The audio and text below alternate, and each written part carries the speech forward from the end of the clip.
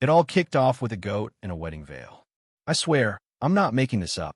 I was on my porch, sipping my morning coffee, watching the sun creep over the horizon like I do every damn day, when I spotted something white and shimmery flapping in the breeze across the east pasture.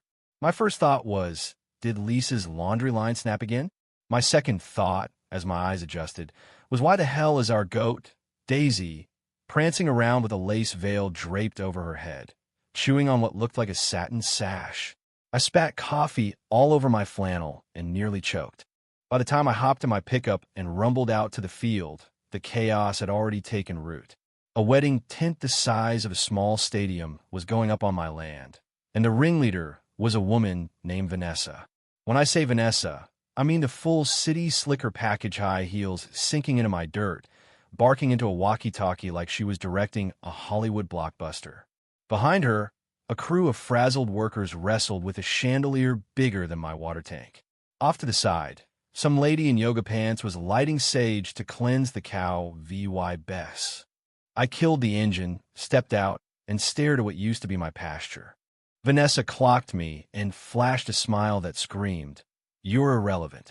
She strutted over, clipboard in hand, and said, "Oh, perfect, the groundskeeper. Can you clear the cows before the photographer arrives?" I blinked hard. "Ma'am, I'm Jake Harper. This is my ranch. Those are my cows. And who in the name of bad decisions gave you permission to set up shop here?" Her smile didn't budge. "Oh, we cleared it with a planner. Satellite images showed this was an empty lot. Rustic raw, totally chic." I glanced at my tractor, parked 10 yards away, covered in hay. My barn loomed in the background. A scarecrow in Lisa's old denim jacket flapped nearby. "Chic, my ass."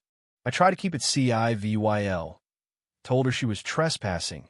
Gave her until sundown to pack up her circus. This land wasn't for rent, lease, or Instagram aesthetic. She waved me off like I was a fly. "The wedding's in 4 days. We've booked the drone team and a Prosecco fountain." I said she could book the damn president for all I care. The answer was still no. Then she dropped the line that lit the fuse. "You can't stop me. I know the county judge." I laughed so hard I nearly coughed up a lung. "The judge? The guy who sold me a busted lawnmower last year? Good luck." Back at the house, Lisa was in the kitchen, loading her deer rifle with a look that said someone was about to regret their life choices. I filled her in. She didn't say a word, just racked the slide with a calm that told me I'd better find a smarter plan fast. That's when Daisy trotted in, dragging a shredded lace runner and still wearing that bridal veil. She burped, staring at me like she'd orchestrated the whole mess. Lisa whispered, "God, I love that goat." Next day, I hoped Vanessa had come to her senses. Nope. The tent had doubled in size. Catering trucks, a mobile bar shaped like a retro camper, and an inflatable swan pool now sat next to my trough. I found Vanessa mid-yoga, breathing deeply under an arch decked out with sage and steer skulls. "I told you to leave," I said. She cracked one eye open. "And I told you the energy here is DVY. I snapped. "Lady, the only energy you're feeling is methane from my herd grazing last night." She wrinkled her nose. "Can't you spray something?" Lisa started documenting everything, every truck, every torn-up patch of grass, every vendor parked by the henhouse. She even caught a guy in suspenders losing a tug-of-war with Daisy over a floral centerpiece. Daisy won, naturally, but Vanessa kept digging in. When we sent a cease and desist, she posted online that small-town bullies were sabotaging her love story. When the sheriff stopped by, she handed him a mimosa and told him to soak up the VYB. He sipped it, cursed, and left. The breaking point came Wednesday. I was checking the fence when I overheard Matt, the groom, arguing with Vanessa behind the tent. Hiding behind a hay bale, I listened as he said, "I wanted something small, Vanessa. Just family." She shot back, "Babe, your family's all farmers. They'll eat this up. It's authentic." Matt muttered, "It's someone else's land." Later, he found me mucking stalls and apologized, looking like a man drowning in tulle. I asked if he loved her. He stared at his boots. I think I love who I thought she was. I felt for him. Poor guy was in too deep. That night, Lisa cracked open a bottle of whiskey and said, "We give her till Friday, then we tow." I nodded. We clinked glasses. Daisy head bud the fridge. Outside, the tent glowed like a casino.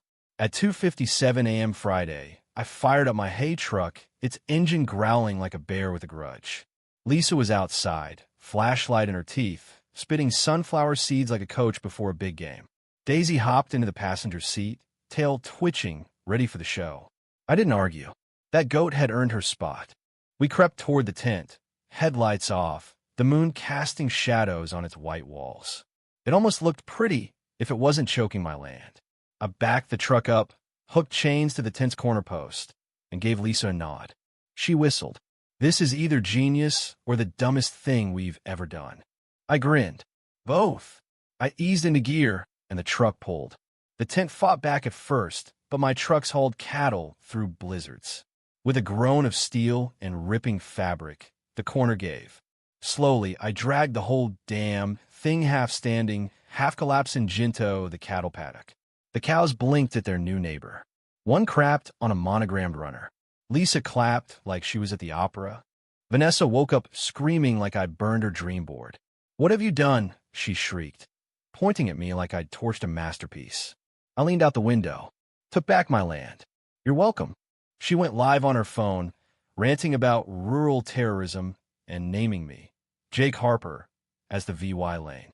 Then one of my cows, Mabel, strolled into frame and started chewing her feathered shawl.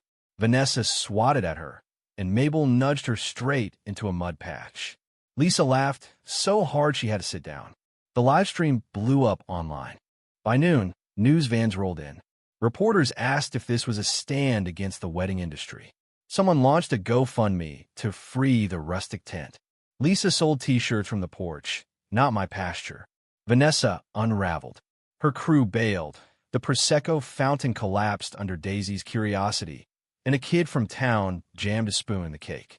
Matt kept it together, hauling chairs while dodging angry vendors. He borrowed my boots 2 sizes too big and wore them like a badge. Vanessa tried one last stunt. A press conference claiming rural aggression and demanding emotional terrain rights. Lisa muttered, "If she mentions the Constitution, I'm burning something." By slide 7 of Vanessa's VY Shown board featuring an alpaca in about tie the reporters were done. That night, she cornered me, mascara streaking, heels caked in mud. "I'll pay you," she growled. "Name your price to move the tent back." I handed her my phone. "Apologize on Camerado me, my land, my goat. Then we'll talk." She glared, but her empire was crumbling.